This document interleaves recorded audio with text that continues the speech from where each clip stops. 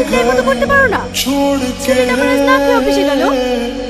মামা, আপনি জানেন না, খাবারের জন্য না, আমাকে সবসময় এমনই করে। আমাকে একদম দেখতে পারি না। তাহলে ও কেন এমন করছে? জানি না মা, কিচ্ছু জানি না।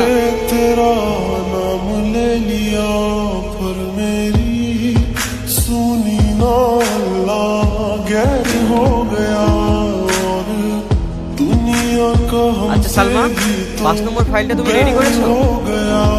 স্যার, কাজটা একটু আগে শুরু করেছি, এখনো ক্লিয়ার করতে পারিনি। তুমি কি বলছো? আমি বলিনি কাজটা আমার আর্জেন্ট? স্যার, আমাকে একটু সময় দিন, হয়ে যাবে। তোমরা কখন যে কি করো না। ঠিক আছে, হাত চালিয়ে করো।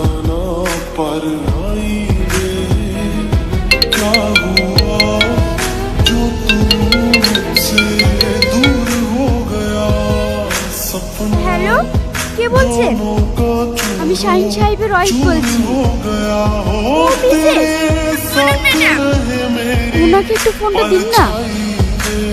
সরি ম্যাডাম, কিছু মনে করবেন না, উনি এখন কাজে ব্যস্ত তো, সেই মুহূর্তে ওনাকে ফোনটা দেওয়া যাবে না। কে বলছেন আপনি? আমি ওনার পার্সোনাল অ্যাসিস্ট্যান্ট। কিছু বলার থাকলে আপনি আমাকে বলতে পারেন। Personal assistant? ওই জন্য শাহিন আমার সাথে এমন করে।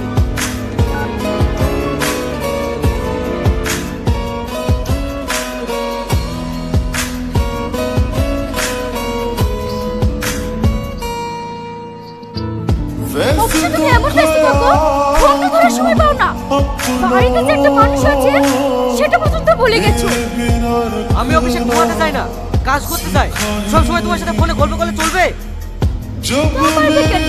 তোমার কি গল্প করার লোকের অভাব আছে নাকি? কি বলতে চাইছো তুমি? আমি যেটা বলতে চাইছি সেটা তুমি ভালো করে বুঝতে পারছো। এই, তুই সবসময় কি নিয়ে ঝামেলা করিস বলতো? মা, অফিসে সারাদিন কাজ করার পর বাড়িতে এসে আবার খিটখিটানি, আমার একদম ভালো লাগে না। তুই জানিস সামনের সাথে কিছু খাইনি। খাইনি কেন? কি হয়েছে? কি হয়েছে তোরা জানিস? ওসব ঝামেলা বাদ দে, সকালে লিখা।